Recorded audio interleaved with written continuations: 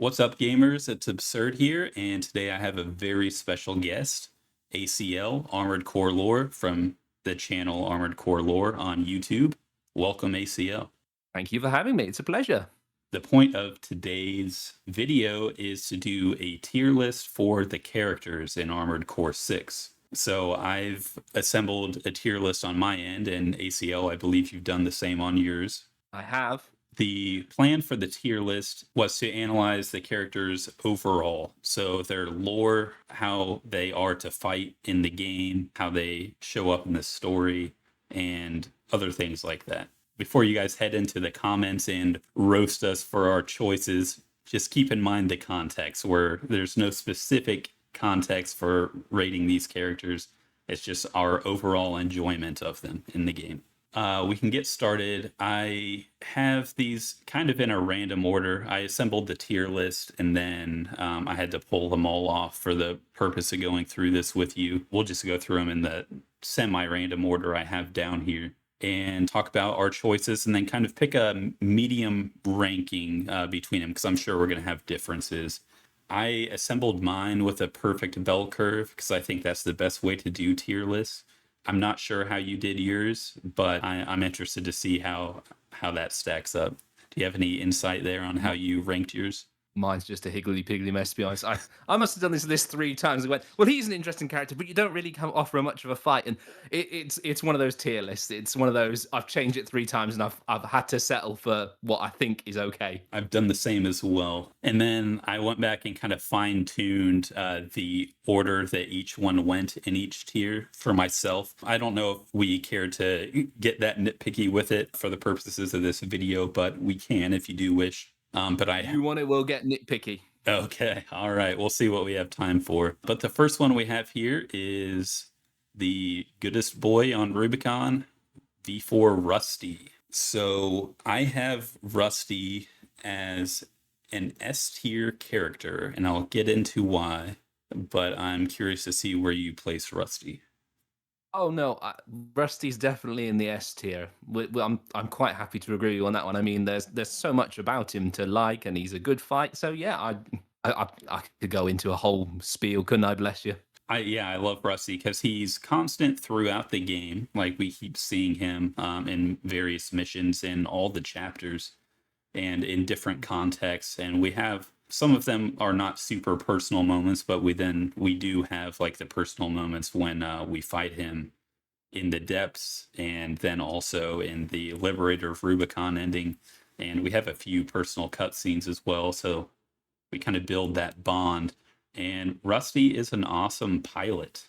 And I know this from experience playing his builds, both the Steel Haze and Steel Haze Ortis builds. He pilots those builds way better than I do. But he's had years and years of training, you must remember. Yeah, it's definitely working for him. So with Rusty, what is your favorite moment?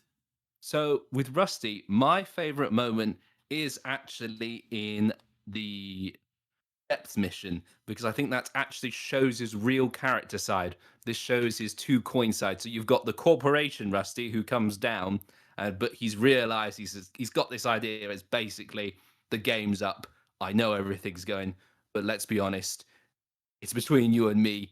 I'm walking out of here. I've got a purpose. You're just a mad dog on the loose. Yeah, I really liked that because that was like the Joshua O'Brien moment a lot from AC4. In a perfect world, we would be buddies, but this world is far from perfect. Exactly, and as you said, you would be friends, and it's that I think you can almost feel Rusty's desperation to want to be buddy with you, but that logic in the back of his mind even says it when Flatwell turns up. Yes, this Raven has potential, but it's got no purpose, so it's too dangerous to handle. Yeah, exactly. And I think my favorite, it's tough for me to pick my favorite Rusty moments because that moment, well, near the end of the Liberator ending, when you're on the Xylem and we get that cutscene when Rusty swoops in and gives his speech and the music swells. That's just so like emotionally impactful. But the other moment that I really liked, which was after playing through some of the game and putting together Rusty's story was when I realized how hard it must have been for him as an agent embedded within the Vespers to kill his Liberation Front brothers at the wall. That just made me feel a lot more for him as a character, although it's not really something we experience directly in the game. It's kind of a hindsight thing. Yeah, it's difficult for I imagine, but I think with Rusty, I think I'll be very honest. I think Rusty would have been sat down a lot because he was part of this secret inner circle, wasn't he? I think they would have explained, and I can't imagine the psychological damage it was have done to him. But I imagine he was sat down with Flatwell and Thumb, and they said to him, "This is going to happen. You're going to have to keep the secret. It's going to be tough, but we're building for a better world," which to me is almost that religion they had of almost being in the Liberation Front. It was his religious ideas. So I don't know whether Rusty was swayed by that or the fact he was just being, this is my planet, I have to protect it. Yeah, exactly. There's so much depth to the character, which is it just makes him S tier for sure. Absolutely. All right. So next we have here Little Z. And my ranking for Little Z was hard. Uh, I moved her around a lot as I started putting more people on the board, but I settled with B tier for Z. How do you feel about that? I would actually disagree, and I put her in D tier. That's where she started off for me. So we'll stick her in C, and then we'll get into why. I'm curious to see if your reasons for D tier were the same ones I had. Okay, well, I'll start off with mine then. The problem with for me is Little Z has so little haha about her. There's just not enough there to really what I say. There's not enough meat to get into with Little Z. Yeah, she came from and she's come off Rubicon. She lost her family here before she was there. She was raised by the Liberation Front. She's treated like a little sister in the family of the Rubicon Liberation Front, but her fight wasn't that difficult. And really, you could almost forget about her because she wasn't really that big major part of the story. So that was my reason I put her in D here. D tier. It's just I thought she wasn't really enough to go anywhere because you could kind of forget about her. Yeah, exactly. That's why I had her there initially. As I started doing my tier and molding it into that perfect bell curve, she ranked higher than several other pilots, and that kind of bumped her into. I had her at the very bottom of B tier just because of the bell curve. And I mean, she is mentioned in the game several times. Like there's the data log that references her, and in the prisoner rescue, she's in there, and then also the fight in the logs mission where you're collecting logs. So she shows up a lot, and there is a lot more lore regarding her than some of the other characters, like some of the characters we don't get very much at all. But as you said, the fight was very easy. I did like her personality though too, so that's kind of why I placed her above some other characters. But like I said, I had her at the very bottom of B tier, so C tier ending up here is I'm definitely happy with that, and I would have been fine with D tier too. She would have been there if I didn't do the bell curve. As I said, it's as you said, two different perspectives. Unfortunately for me, if it's when you go and ask someone, you say, "Oh, who do you remember from Armored Core 6?" I very doubt anyone will remember Little Z. I could be wrong, and there's a horde of fans coming to get me now, but it's just from that purpose. I felt like she wasn't really. There's just more characters with more presence that you feel. Yeah, for sure. And as far as forgettable characters go, there are several of them that I actually had to go back and be like, whose emblem is this? Like, I don't remember this person at all. I'm uh, glad I wasn't the only one. yeah. So next we have the Headbringer, Iguazu. And this could be kind of contentious because there is a community tier list that I'll probably show on screen here that has Iguazu as, I think it had him as an S tier, which I disagreed with. And I placed him in A tier, but when I started forming it into the bell curve, he ended up at the top of B tier for me. and I'm interested to see where you placed Iguazu. Well, I placed Iguazu in A tier because he's very much part of the story. It's you almost can't escape him. He really is there, but it's very much up to date. As you say, there are some fights which make him almost very easy to walk over, and then there are some moments where he doesn't really stand out. But lore-wise, there is so much of this character to find and dive into and see what a really tragic life he has, and basically how one character thought he was going to make this Igasu better, but in the end it just turned him even worse. Yeah, exactly. There's a lot to Iguazu, especially when you dig into it. The main reason he's not S tier for me, well, there's two. One is personality. I'm not a huge fan of like the hot-blooded trope that you see in anime a lot. I mean, it is what it is, but because it's such a stereotypical kind of trope thing, it I feel like it makes characters more one-dimensional. Although with Iguazu, there's more depth, so I think he has more than one dimension. What we talk about his personality, but I think we can say that the personality he has is just because of what he's experienced. Unfortunately, it's very easy to see that he's very much against the world. Everything's against him. Everyone he doesn't like anyone. All he wants is to go back to his old life. So I can understand where he gets this hot-blooded attitude from, but as you say, it's kind of tropey, so maybe not S tier. Yeah, I totally agree. And my second reason is because I'm a little salty that his role in the game wasn't shared more with Nightfall. Like, because I wish Nightfall would have been a bigger part of the game. And while Nightfall is, we'll talk about Nightfall later, but I wish that Nightfall would have been the guy that kept coming back, more so than Iguazu. So that's just kind of a personal gripe for me. It really doesn't have anything to do with Iguazu's character himself, but more the role in the game for me. But I'm happy with the A tier Yeah, absolutely. I think we can settle on that one, can't we? for sure. Okay, next we have V8 Pater. And Pater, I have is a B tier because Pater, there's not a whole lot there to the character and personality. We do run into Pater a whole lot through the briefings and then through one of the fights. Although, if I'm remembering correctly, we fight Pater and Materlink at the same time.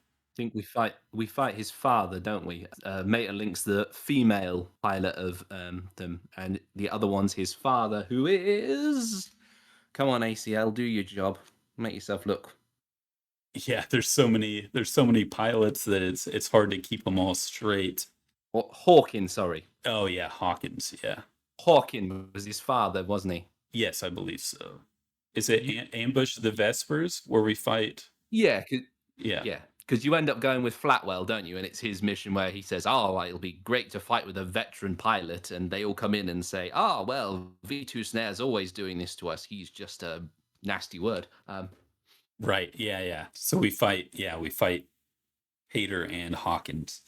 That was an interesting mission. It was a decision mission, but I didn't think it was overly difficult at all. I may have had to do more than one try on it, but it was not a memorable mission for me. Not like the intercept the red guns one was. Mm. So he didn't get a whole lot of points from me as far as like the mission in which we fight him and his combat ability. He is an interesting character.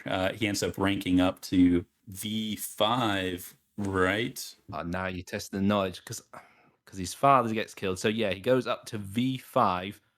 I think you should say that I'm writing the episode now, so I'm still doing my research. But he does go quite high in the ranks because everyone keeps dying.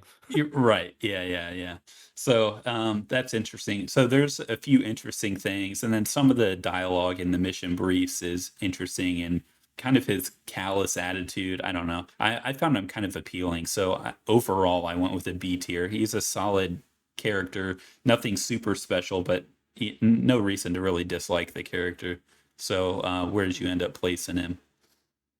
Well, you see, I put him in A tier because of his because the fact we meet him so much, as you say, we meet him there and he talks to you. And obviously, he is the famous one who tries to copy V4 Rusty's buddy line. So instant points for me, bless him. Um, I think the thing with him is he's an interesting character lore wise because of what he does. And building on that, as you say, he goes up the ranks. It's interesting to see because he's also the latest generation. So he's number 10 augmentation. There's nothing better from him. But when you battle him, it doesn't seem like he's really that much of improvement, does it? I mean, when I fought them personally, I actually managed to beat Pater first before his father, which was interesting to me because that he was the latest and greatest thing. So he should have been a really difficult fight. So for me, the reason I put him in A tier, as I said, is because of all these interesting little facts and everything. In reality, he probably should be in B tier, but I just kind of fell in love with him for him trying to imitate Rusty's line. That's probably where my bias comes in there. Okay. Well, on my stratification of the tiers, he ended up near the bottom of B tier for me. Mm, So I think I'll leave him in B tier here because that's kind of a balance with your A tier placement. absolutely. Okay. So next we will go with Uncle Flatwell. It's a interesting character. I had him at the top of A tier. So I'm going to put him, well, I'll put him right there for now until we can hear what you have to say about Uncle Flatwell. Well, I put Uncle Flatwell in B tier, to be honest, because as interesting as his backstory is, you meet him twice, and one of the fights he's already damaged, and it's very easy just to knock Flatwell off. His lore is very interesting, being what he is. He's a very experienced pilot. He was a spy in the corporations. He managed to get sway in a HR department, which we don't know what sort of relationship it was. Was he blackmailing? Is this a romantic relationship? But he's almost the gears behind it all. Dolmayan is the big cheese. I'll stand up and say anything, but he's more the backstage sort of guy. He gets the wheels turning. And while I think it's interesting, I think there's more characters with more interesting personalities and a bit more hard fights that would bump him up into A tier for me. Yeah, I'm happy putting him in B tier. And I had him in A tier because, as you mentioned, all the great lore behind Flatwell and just that moment in the fight with Rusty in the depths was really special, especially because you find a combat log in this mission where if you put all the lore together ahead of time, which is a very tall order for anyone. I was not able to until after the fact and went back and replayed the mission. But that data log, I can't remember the name of it. You find it and it talks about how their secret project with Elcano is a go and they need to get the message to Flatwell before Rusty and 621 kill each other. Oh yeah, because this is the one when you go down into depth, the final depth, isn't it? And it's just at the bottom somewhere, isn't it? Just almost at the beginning of the level. Right, yeah. So like going back, if I had put it all together ahead of time and found that message, then it would have hit a lot harder than seeing Flatwell show up in that mission because it was telegraphed, like FromSoft left us that little nugget as foreshadowing for what was about to happen. So I thought that was really cool and interesting. But as you said, he doesn't show up a whole lot. The fights that he's in are not particularly hard. It's mostly the lore work that you have to do afterwards that gives him value, in my opinion. Are we good with B tier then for Uncle Flatwell? Yeah, I am. I'm happy with it. You're happy with it. That's All right, sounds good. Next, we have Index Dunham. And this was one of the hardest ones for me to place because I feel like Index Dunham is like a pet character for me. I really liked Index Dunham kind of irrationally so because he's kind of not a very good character compared to the other ones. But I ended up placing him in C tier. He was right behind Little Z, and it was hard for me to do that. But and I'll get into my reasons why I like him so much. But I'm curious what you have to say. unfortunately for Dunham. I didn't find him particularly interesting. I'll be very honest. His lore is very much blue collar worker, built the grid. Yeah, I'll go and join the Rubicon Liberation Front. Turn up on the first mission, try to persuade 3 fully armored cores to stop. It wasn't really, as you said, there wasn't really. There's something to like about him, but in the same way, he's very much that side character. Everyone goes, "Yeah, done with you now. We'll move on to the more interesting ones." That's not being nasty. It's just the fact his lore isn't very interesting. The fight is probably one you'll remember because it's the first one, but I found it difficult to put him high in the tiers. I'll be honest. Yeah, yeah, and the he is the first fight against an AC, which is pretty good. Or maybe the second. Do we do Galia Dam? Is that after we kill the trainer AC pilot? Oh, you do. You're right. Yes, yes, it is because they do. Yeah. So it's their second fight, but Yeah. unfortunately, the trainee doesn't have a symbol, so unfortunately, he's out the picture. Yeah, yeah, for sure. He doesn't really count. And Almost. it's your first real encounter with the RLF. Like, I mean, you fought them Mm. before, but like the what the RLF kind of stands for doesn't come out until you fight Index Dunham. And Yeah, I liked his personality because he like calls us out and challenges us for our choices early in the game and really starts to make us think about what we're doing and kind of sets the stage for the rest of the game in that way. I would agree. I'd say this is being the nicest way. He is very much a normal person in the Armored Core world. He very much believes in the idea. He's going about shouting it, and unfortunately, he paid the price for those ideas. Absolutely. Yeah. Idealism doesn't get you far in Armored Core. He was at the top of C tier for me, and you had him in D tier. It did. So I'll leave him in C for now. And then if we go back and kind of place people in the tiers, then we can bump him down some, probably like bottom of C tier. As I said, you might have to give way because we all got our favorites that probably don't deserve to be in their tiers, and Yeah, yeah, it's going to for go that sure. way. For sure. That's how it goes. Okay, so next we have I'm gonna butcher this name. Wu Ha Huai, I think is how it goes, right? And this is the Red Guns member who ends up betraying the Red Guns and joining up with the Vespers at the Coral Convergence mission, and we fight them with Materlink at the very start of the mission. And I had Wu Hawaii in D tier. I'm not sure if you agree with that. I have a feeling like you might, but I don't know. We'll see. My thing is, I bumped him up to C tier just because he's a little bit more memorable than most characters.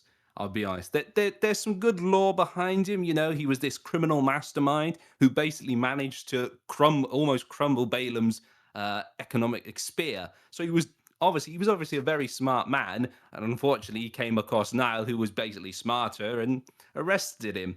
And as I said, we don't really know how he came up to become part of the Red Guns. So either it was forced into it, or it was basically do this, or I'm going to shoot you. We don't know.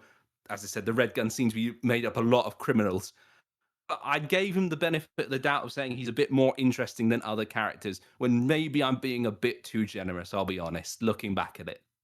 The character is interesting with the interesting backstory, and I like to think that he turned to a red gun kind of at gunpoint because, as you know, with criminals in real life and in fiction, they're very enterprising, kind of out for themselves individuals a lot of the time, and that's why they kind of rebel against the laws and basically the social contract that people in society have, right? So I like to think that it was out of self-preservation that he joined the Red Guns, and also that he betrayed them and joined the Vespers because the writing was on the wall for the Red Guns, right?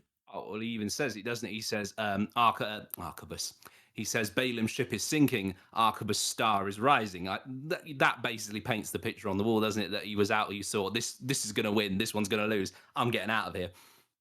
Yeah, exactly. Very, very on theme. So, an interesting character. The fight I didn't think was very hard, although in the context of that whole mission, having that fight between Materlink and Wu Hahuai at the beginning does kind of set the whole difficulty for that mission, which is interesting. But the fight in and of itself, I didn't find very challenging. But I'll acquiesce to your request of C tier here, and we'll put them up there for now, and then we'll see how things shake out as we go on. I did like the character. It was also one of the ones that was more forgettable in my opinion. It's maybe I was being a bit too generous. It's, as I said, I redid the tier list about 3 times, and I played the game. I went back over it, so maybe it should be in a D tier, to be honest. Yeah. Well, yeah, we'll set it here and then we'll reevaluate. Now we have All Mind.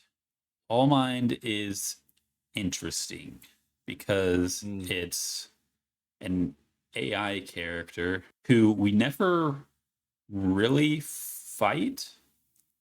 I mean, there's at the end of the choral release branch of the story. I don't know if you can say we technically fight All Mind or not. All Mind's an antagonist, but I don't know. What would you say that we ever fight All Mind, or do we fight I Iguazu? See, this is my problem with All Might. The problem is we don't have a lot on All Might, and if we fall back on old Armored Core logic, AIs like to take control of Armored Cores. So for me, it's the Kate character is possibly like the famous Nine Ball character, where he doesn't actually or she doesn't actually really exist. It's All Mine who's created this personality or has stolen Kate's this mercenary's personality and is using it. So I would, it's still up in the air. I would say technically you could say you fight her because we never know if Kate's real. She's not registered in the arena, so it's very possible All Mine created this character, like the famous Nine Ball gets created, and used in that way. But again, we're very much on the wibbly wobbly line here because there's no confirmation, there's no confirmed. So Yeah, exactly. So very interesting character, and I put All Mind in A tier for various reasons. All Mind is throughout the entire game. We encounter All Mind in various capacities, but also unraveling All Mind's plot and how they were executing that plot was a fun adventure to go on. There's a lot going on there. We don't know very much about the character themselves, but it's more the motivation that is interesting. That pulled a lot of weight for me, and so I put All Mind in A tier. I would put them in A tier as well. However, this may be a bit of personal bias, but I didn't really enjoy the last ending, I'll be honest.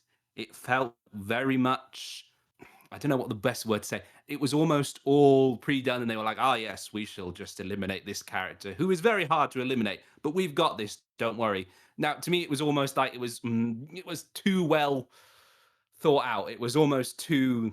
I mean, with the Nine Ball AA, everything was planned. They already knew what they were doing, so they let it evolve.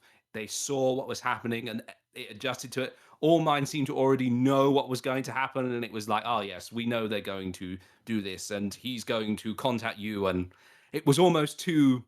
I want to say they too much predicting the future. They knew too much before it happened. But again, maybe that's one of their charms. I put them in A tier because they have a very interesting story. The lore is very interesting, but I couldn't put them in heart personally because I just felt it was all too knowing.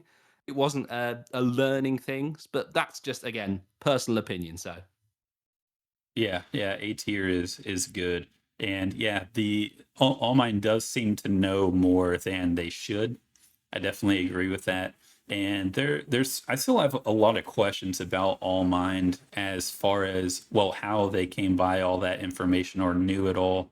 And then also kind of how they came to power or like what was empowering All Mind to be the mercenary support system that everyone had to go through.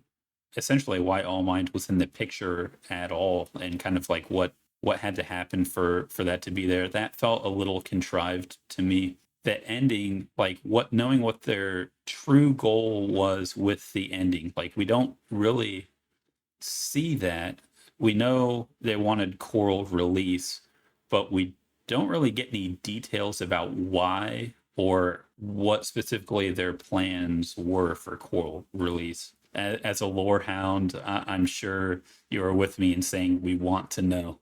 I'd love to know. Honestly, you get to that ending. As I said in the video, we were very much questioning it because I said, was this coral being released? Was this coral being free and being allowed to do what it wants, or was it wiping out humanity? And to me, when I watched that, to me, it felt like they weren't wiping out the humanity. They were just releasing coral into these machines. So coral was this new life form. But there's very good decisions for actually saying, no, coral wiped out humanity and it basically took over. It became the new dawn of what life was living like. But again, I don't really know. As I said, it's very much up in the air. We don't know because, as I said, the famous last lines were, um, now I'm trying to remember it, but it was basically battle formation or battle Oh formation. What yeah, am I about? Systems activate combat mode, yeah, combat mode, right? which yeah, which was that you're basically almost saying, well, even if you wiped out humanity, all you're doing is just replacing them with the same thing. And if we are with humanity, if we're taking the souls of those people with us, are we taking their negative personalities with us as well? Yeah, exactly. Yeah, it's such an open-ended ending to the Mm, story that it feels, well, I mean, it really is more of a beginning than an ending, right? So yeah, exactly.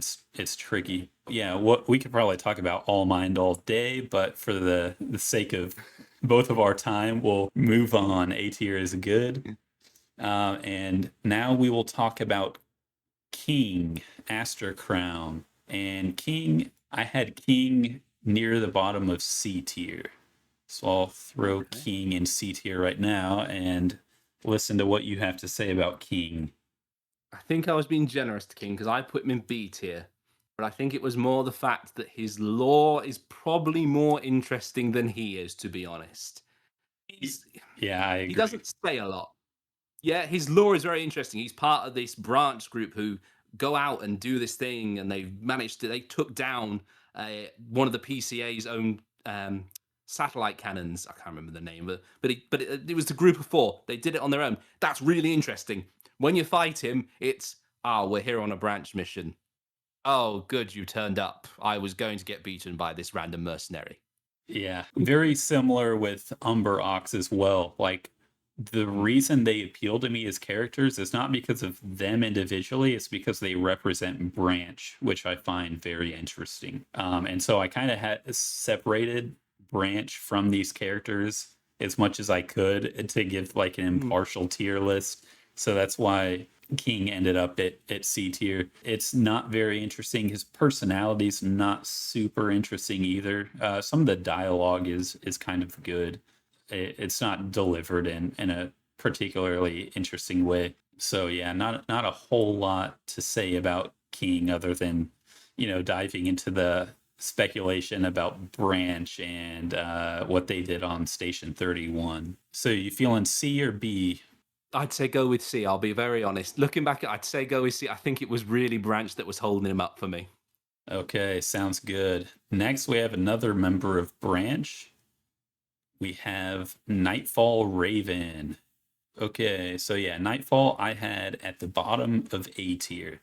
And Nightfall was one I moved around quite a lot because part of placing Nightfall is taking into consideration my disappointment with the potential Nightfall had as a character versus the execution of that character that we got in the game. I'm bittersweet about Nightfall, but I place him in A tier because I think he deserves A tier. I would have rather preferred him to be an S tier character, but or them. I guess we don't. Nightfall never speaks, so we don't really know. Like if you're basing gender off of their voice or voice actor, then we don't even get that much to go off of. But I'm curious to hear what you have to say about Nightfall and where you place them.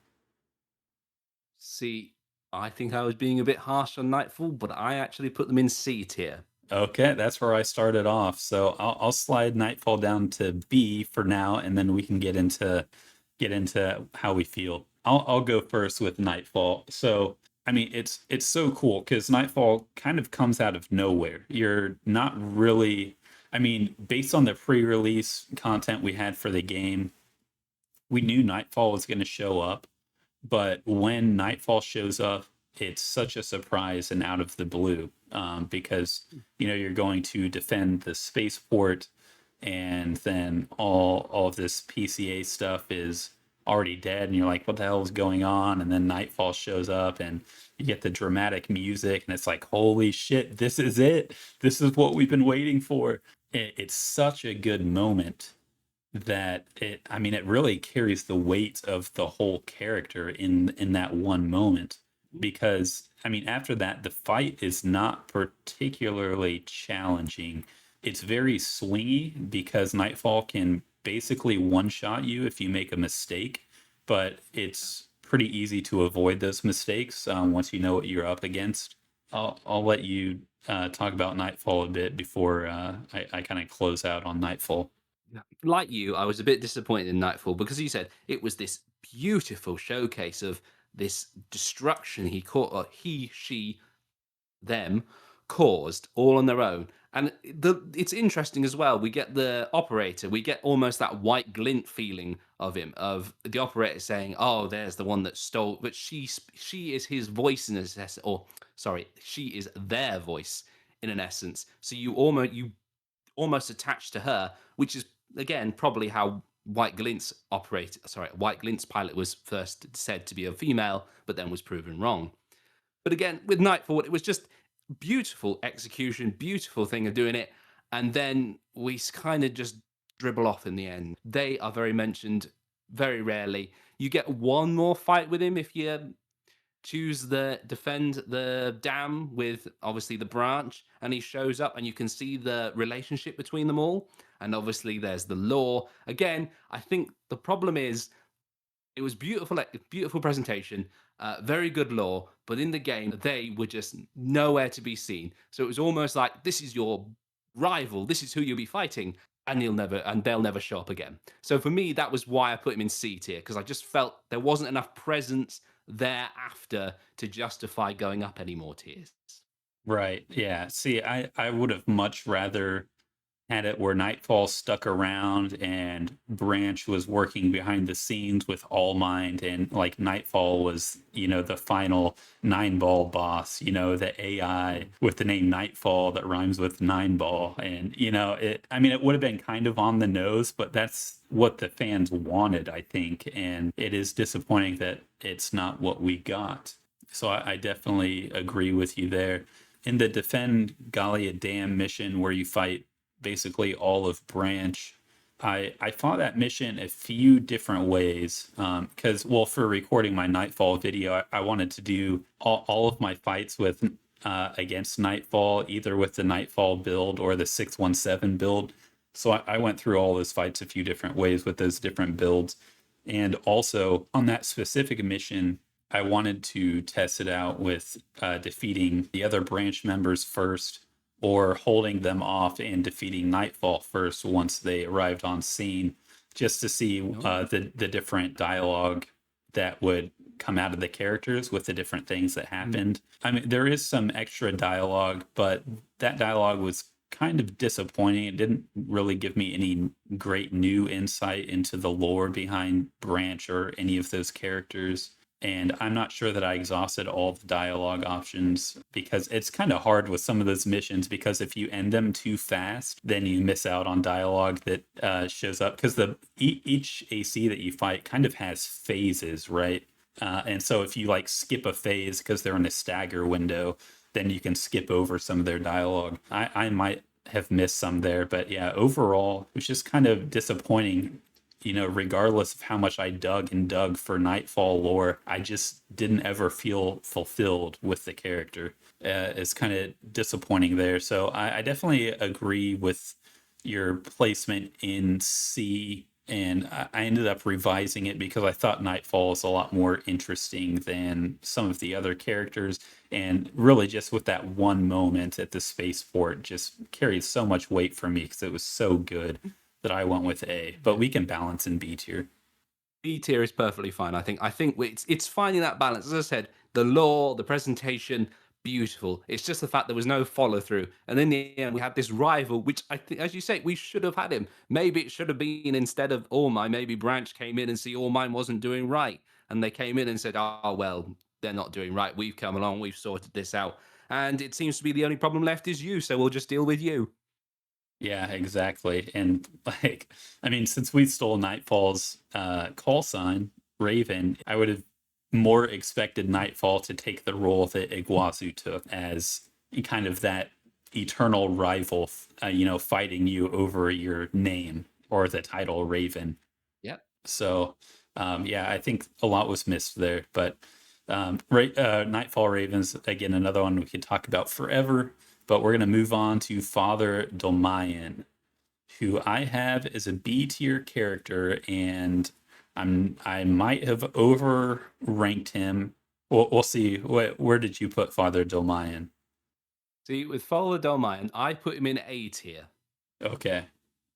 Well, I feel better. He was at the top of B tier for me, so I feel better. Like I didn't overrank him, but yeah, go into why you think he's an A tier character.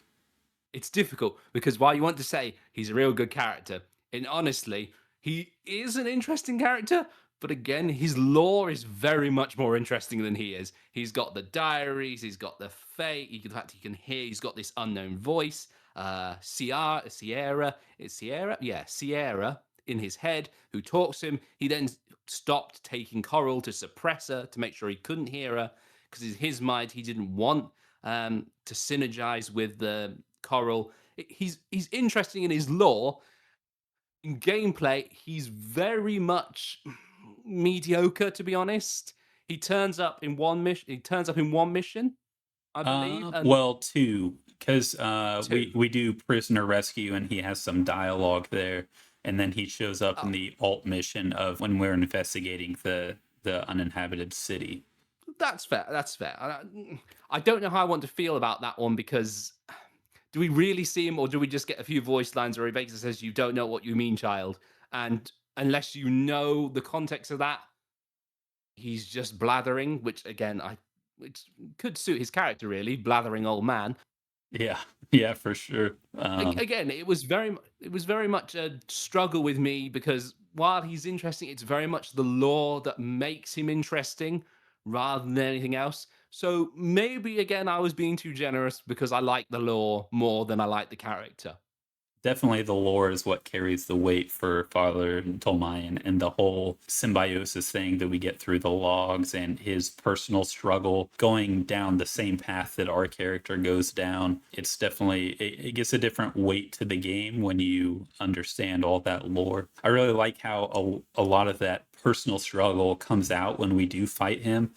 And even in the prisoner rescue mission, how you get a sense of his kind of regret, but I'm trying to think of a more accurate word to describe it. But his whole ideology around Coral, I feel, is misunderstood by the mass of the Liberation Front.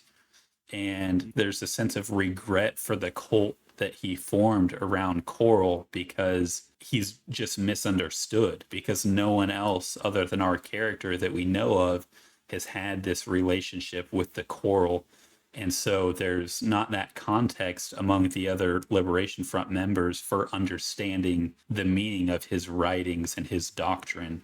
And I think you've hit the nail on the head. The fact is, he started this message, and unfortunately, it evolved into a religion. He became father. So that it's a rather large step to go from a normal worker to a father of the thing. It didn't become. He wasn't the leader. Well, they say he was the leader, but he's named father first. He's not just the leader of the relocation. It's father domain. He's almost born a religion that, as you say, that people don't quite understand it. And as you say, when he says abide with Coral, and father says, "You don't understand what you mean, child." It's the perfect example right there. So he's very interesting and very deep character. So that's why he plays so high for me. But as you said, a lot of that is from the lore.